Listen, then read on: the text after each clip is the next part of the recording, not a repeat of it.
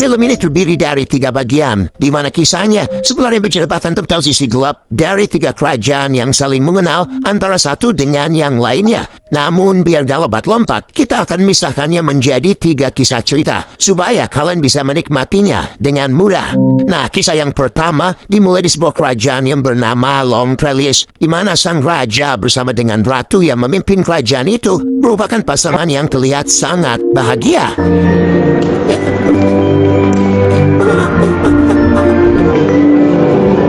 Tapi yang tidak diketahui oleh semua orang adalah ternyata sang ratu ini mengidap suatu penyakit yang membuatnya tidak bisa memiliki seorang anak. Sang raja yang melihat istrinya selalu sedih, kemudian berusaha menghibur istrinya itu dengan melakukan segala macam cara, termasuk mengundang badu sirkus ke dalam istana. Namun sayangnya di dalam pertunjukan itu, sang ratu malah mengetahui bahwa salah satu dari badu tersebut ternyata sedang hamil, yang mana hal itu membuatnya menjadi iri dan semakin sedih. Sang raja mengetahuinya kemudian pergi ke kamar dan meminta maaf atas kejadian tadi. Sang raja juga berjanji kalau dia bakal melakukan apa aja untuk menyelesaikan masalah ini.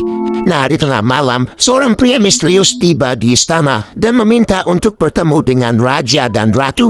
Ketika sudah bertemu, pria itu mengatakan kalau dia dapat menyelesaikan masalah kemandulan sang ratu. Mendengar perkataan itu, raja sempat mengingatkan bahwa sebelumnya sudah ada banyak orang yang telah mencoba memberikan nasihat ataupun ide. Namun karena gagal, mereka semua pada akhirnya dihukum mati. Tapi setelah mengetahuinya, si pria itu rupanya gak gentar sama sekali. Dia bahkan sangat yakin kalau sang ratu bisa memiliki seorang bayi. Tapi semuanya itu tergantung pada seberapa besar pengorbanan yang akan dilakukan oleh sang raja. Karena jika mereka menginginkan sebuah kehidupan, maka kematian juga harus ada, sehingga terbentuk yang namanya keseimbangan. Nah, pria itu lalu menjelaskan prosesnya. Sang raja harus mengorbankan nyawanya demi menangkap seekor monster laut. Dan setelah tertangkap, jantung dari si monster harus dimasak oleh seorang perawan tanpa ada yang mengganggu. Sehingga begitu ratu memakan jantung yang sudah dimasak padi, maka dia bakalan langsung hamil. Keesokan harinya, raja mempersiapkan semuanya demi menuntaskan misinya, yaitu menemukan monster yang sekarang sedang berada di salah satu sungai. Begitu berada di dasar, raja lalu mengambil kesempatan ini untuk menyerangnya pada saat monster itu terlihat sedang tertidur.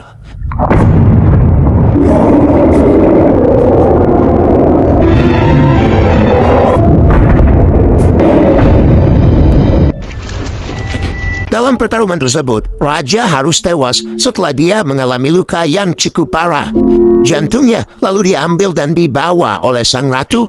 Di dalam istana, jantung monster itu lalu diberikan kepada seorang pelayan yang masih perawan dan memintanya untuk segera dimasak di ruangan tertutup. Nah, pada saat sedang memasak, si pelayan ini tiba-tiba merasa kalau ada sesuatu yang aneh di dalam tubuhnya, di mana secara tiba-tiba dia mendadak hamil setelah sebelumnya menghirup uap dari masakan tersebut. Di sisi lain, ratu yang kemudian juga memakan jantung itu pada akhirnya hamil setelah sekian lama. It's coming.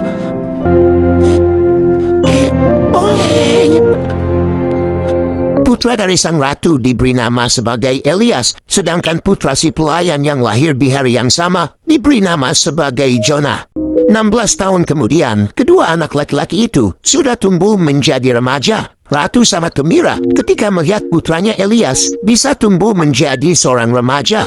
Namun karena kedua anak laki-laki itu lahir pada hari yang sama dan berasal dari sumber yang sama, alhasil penampilan mereka juga terlihat sangat mirip. Mereka berdua ini sudah saling berteman baik, sering bermain bersama, dan keduanya juga memiliki kemampuan untuk bernapas di bawah air. Tapi meskipun begitu, sang ratu rupanya tidak menyukai persahabatan mereka, di mana kemudian dia memberitahu putranya bahwa sebagai seorang pangeran, Elias tidak bisa berteman dengan Jonah yang merupakan anak dari seorang pelayan. Sang ratu juga memperingatkan pelayannya itu agar menjauhkan anaknya dari pangeran, dan jika hal itu sampai terjadi lagi, maka dia nggak akan segan-segan mengusir si pelayan bersama dengan anaknya itu. Sejak saat itu, situasinya kini mulai berjalan sesuai dengan yang diharapkan oleh Ratu. Namun pada suatu hari, Jonah kedapatan telah bertemu dan mengenakan pakaian milik Elias. Sadar kalau kehidupan mereka nantinya bisa membuat kerajaannya hancur, Ratu yang marah lalu memutuskan untuk mengusir Jonah. Elias yang mengetahuinya kemudian mencoba menghentikan sahabatnya itu. Tapi karena dia tidak bisa melakukannya, akhirnya Jonah memberitahu Elias tentang sesuatu. Lewat sebuah akar pohon besar, Jonah menusukkan pisaunya sehingga membuat air mulai mengalir dari akar tersebut. Jonah lalu memberitahu Elias bahwa air yang mengalir ini melambangkan kehidupannya. Jika airnya itu jernih, berarti Jonah masih hidup. Kalau airnya berlumpur, artinya Jonah sedang dalam bahaya. Dan jika airnya berhenti mengalir, maka itu artinya dia sudah meninggal. Setelah Jonah pergi, setiap hari Elias selalu meriksa air yang mengalir dari akar pohon itu untuk memastikan apakah masih jernih atau enggak. Nah, suatu hari air tersebut berubah menjadi keruh, yang mana hal itu membuat Elias sadar kalau sebenarnya Jonah sedang dalam bahaya. Gak lama kemudian, sang ratu diberitahu oleh pelayannya bahwa sang pangeran ternyata telah menghilang. Sementara itu di tengah pencariannya, Elias akhirnya berhasil menemukan rumah yang ditinggali oleh Jonah. Ya, rupanya si Jonah telah menikahi seorang wanita muda. Semua orang yang ada di sana menganggap kalau dirinya adalah Jonah. Namun setelah berpura-pura menjadi Jonah, kemudian diketahui kalau Jonah ternyata telah menghilang di dalam hutan sejak 5 hari yang lalu. Sementara itu di istana, ratu yang sangat khawatir dan gak punya pilihan, lalu memanggil si pria misterius yang dulu pernah mengabulkan permintaannya. Kali ini, si ratu meminta supaya anaknya kembali ke istana. Namun semuanya itu ternyata nggak gratis, karena untuk bisa mewujudkannya, ada harga yang harus dibayar. Di lain sisi, Jonah yang selama ini menghilang, ternyata berada di sebuah goa, akibat dirinya terjatuh ke dalam jurang yang cukup dalam. Pada saat sedang berteriak minta tolong, tiba-tiba jadi diserang oleh seekor makhluk bersayap yang mencoba membunuhnya. Untungnya, Elias yang kebetulan sedang mencarinya, lalu mendengar jeritan dari Jonah, di mana dia dengan cepat menemukan Jonah dan membantunya melarikan diri dari makhluk itu.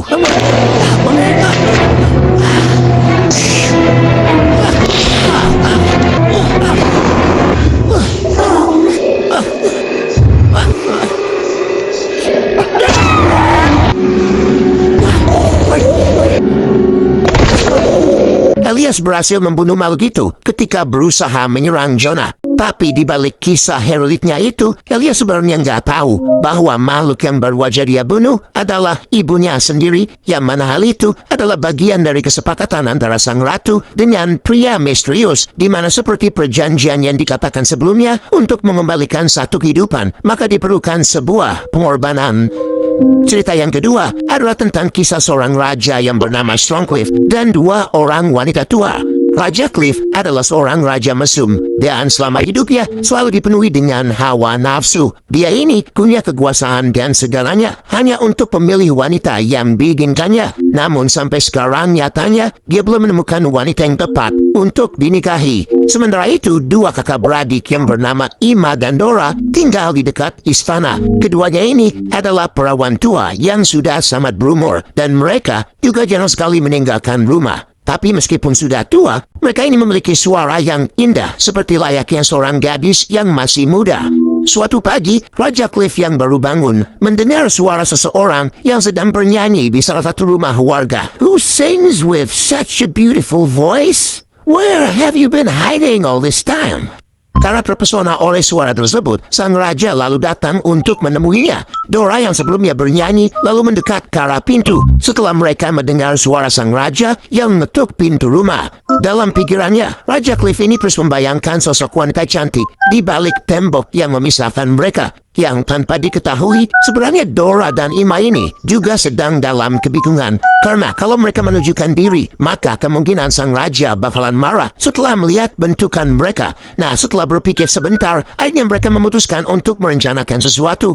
Dora meminta kepada sang raja agar kembali lagi minggu depan dengan alasan dia ini mempersiapkan segalanya. Dari sana, keduanya lalu mencoba mencari cara untuk membuat jari-jari mereka tampak seperti jari perempuan muda. Dora membuat semacam ramuan dan kemudian dioleskan ke jarinya. Tapi hasilnya tetap sama aja. Sementara Ima lebih memilih untuk masukkan jarinya ke dalam mulut selama berhari-hari dan hasilnya ternyata di luar dugaan, di mana jarinya sekarang tampak seperti kembali muda. Seminggu kemudian, Raja akhirnya datang berkunjung. Dora yang mengetahuinya langsung menyodorkan jari Ima sambil mengatakan kalau itu adalah jari tangannya. Raja yang melihatnya menjadi sangat gembira, di mana dia langsung menciumi jari tersebut sambil berpikir kalau dirinya telah menemukan cinta sejati dalam hidupnya.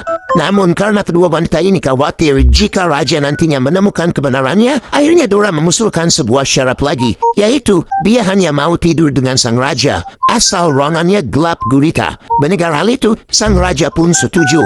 Di hari berikutnya menjelang pertemuan, Ima membantu Dora untuk menambal tubuhnya dengan lilin, sehingga jika nanti disentuh, maka tubuhnya itu akan terasa mulus. Nah, setelah selesai, Dora kemudian berangkat ke istana yang telah dipersiapkan oleh Raja dalam kondisi gelap gulita. Singkat cerita, keesokan paginya, Raja Cliff tiba-tiba menjadi histeris setelah mengetahui kalau dirinya telah menghabiskan malam bersama dengan seorang wanita tua. Karena kesal, sang Raja lalu memerintahkan penawannya untuk melempar Dora keluar dari jendela. Tapi untungnya si wanita tua itu masih bisa selamat dan terjatuh di tengah hutan. Gak lama berselang, seorang penyihir yang kebetulan lewat menemukan Dora yang menggantung di pepohonan. Setelah membantu menurunkannya, si penyihir itu ternyata mengubah Dora menjadi seorang wanita muda yang cantik dengan rambut panjang berwarna merah. Di hari berikutnya, Raja yang sedang berburu bersama dengan anak buahnya tanpa sengaja melihat Dora. Karena dia ini memang Raja Mesum, dia pun membawanya ke istana dan memutuskan untuk menjadikannya seorang ratu. Meskipun Dora tidak tahu bagaimana dia bisa menjadi muda seperti ini, namun ternyata dia tidak pernah melupakan saudara perempuannya, yaitu si Ima. Karena itu Dora kemudian mengundang Ima ke pesta pernikahannya. Nah, ketika Ima tiba di istana, dia tidak menyangka bahwa Dora benar-benar telah berubah. Ima yang penasaran lalu bertanya, bagaimana Dora bisa menjadi muda? Dora lalu menjawab kalau dia juga nggak tahu dengan pasti apa yang telah mengubah kulitnya. Pada saat pesta sudah selesai, terjadi pertengkaran di antara kakak beradik ini, yang mana penyebabnya adalah si Dora yang menolak keberadaan Ima di istana, karena menurutnya hal itu bisa menimbulkan kecurigaan. Sebelum pergi, Ima yang emosi lalu bertanya untuk terakhir kalinya perihal bagaimana Dora bisa muda kembali. Dengan nada tinggi dan asal-asalan, Dora lalu menjawab kalau tubuhnya telah dikuliti. Kemudian begitu berada di luar, Ima yang mengira kalau tubuhnya Dora benar-benar dikuliti, kemudian memutuskan untuk menemui seorang pandai besi dan meminta si pandai besi itu untuk memuliti kulitnya dengan imbalan sejumlah uang. Si pandai besi yang memang blon atau gimana, lalu kemudian setuju dan membawa Ima ke hutan, mengikatnya ke pohon dan mengambil semua kulitnya. Setelah selesai, Iman sekarang tampak seperti zombie lalu berniat kembali ke istana. Namun sayangnya dengan luka parah seperti itu, dia pun harus terjatuh dan akhirnya meninggal dunia. Sementara itu, keajaiban yang selama ini membuat Dora terlihat awet muda ternyata tidak bertahan lama. Karena kulit tubuhnya sekarang sudah mulai kembali keriput lagi. Menyadari hal itu, Dora lalu memutuskan untuk melarikan diri dari istana dan tidak pernah kembali lagi. Nah, kisah yang ketiga menceritakan tentang seorang raja yang sangat aneh. Dia ini mempunyai seorang putri yang bernama Violet, sedangkan istrinya sudah lama meninggal. Meskipun memiliki seorang putri, namun sang raja tidak pernah benar-benar mencintai anaknya ini layaknya seorang anak kandung. Suatu hari ketika raja sedang menyaksikan pertunjukan yang ditampilkan oleh Violet, dia secara nggak sengaja melihat seekor kutu yang berusaha mengisap darah dari tangannya. Bukannya memperhatikan atau bahkan memuji penampilan putrinya itu, si raja malah fokus untuk menangkap serangga itu. La la la la la la la la la la.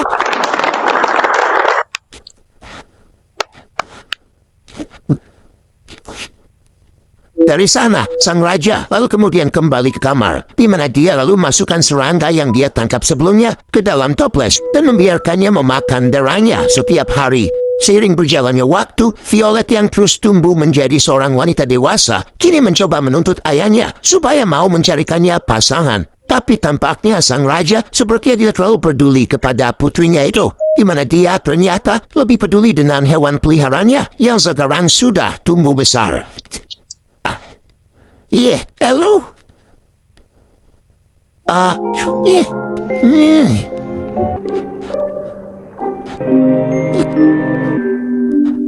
Beberapa waktu kemudian, Raja mendapati kalau makhluk peliharaannya mendadak sakit. Seorang dokter pribadi kemudian dipanggil dan diminta untuk mengobati hewan tersebut. Namun karena si dokter nggak bisa mengobatinya, akhirnya hewan itu pun harus mati.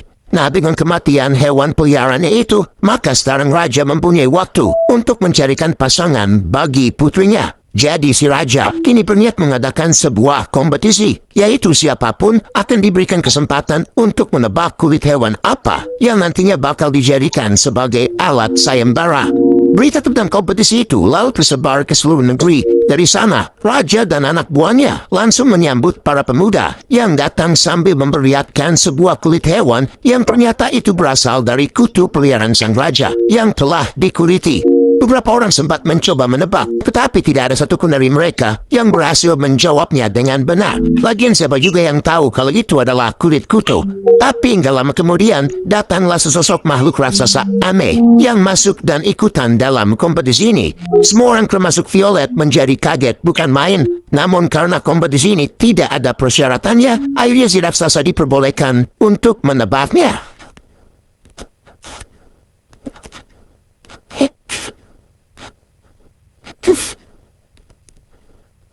Free. What? Free. Ya, dia berhasil melakukannya. Violet yang mengetahuinya langsung kaget dan sedih, di mana dia lalu pergi ke atap istana dan berniat untuk bunuh diri. Raja yang kemudian menyusulnya lalu minta maaf kepada putrinya karena dia nggak menyangka kalau ternyata ada seseorang yang bisa menebaknya. Raja juga menambahkan bahwa dia juga lah berniat menyerahkan Violet pada seseorang yang disebutnya sebagai monster karena bentukannya yang sangat besar. Namun meskipun begitu, Raja tidak bisa menarik kembali kata-katanya, di mana dia kemudian dengan nada keras meminta Violet untuk turun dan menuruti semua yang sudah terjadi. Silence.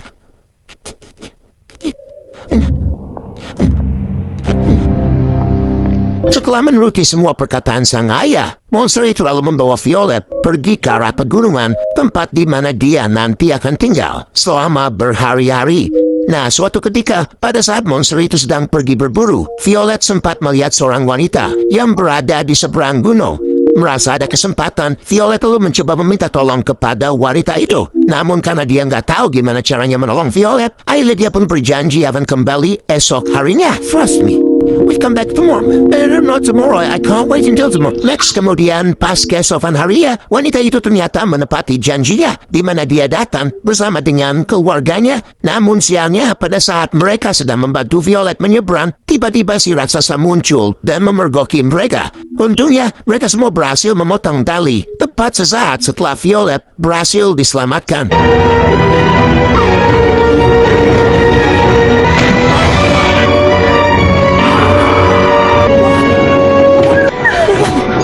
Dari sana, Violet bersama dengan keluarga tersebut kemudian pergi meninggalkan pegunungan. Tapi belum lama mereka berjalan, tiba-tiba si raksasa muncul lagi. Dan kali ini, dia menghabisi semua anggota keluarga itu satu persatu sebelum akhirnya dia mengejar Violet sampai ke dalam sebuah goa.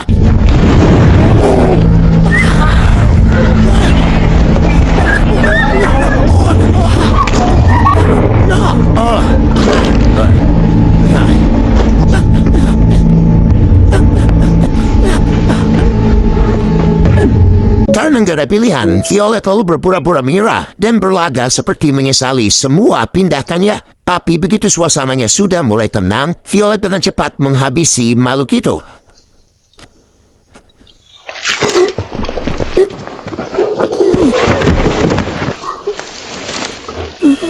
Dari sana, Violet kemudian kembali ke istana sambil membawa kepala manusia raksasa. Violet sengaja menunjukkannya kepada sang ayah agar semua orang tahu kalau ini adalah sosok suami yang telah dipilih oleh ayahnya sendiri.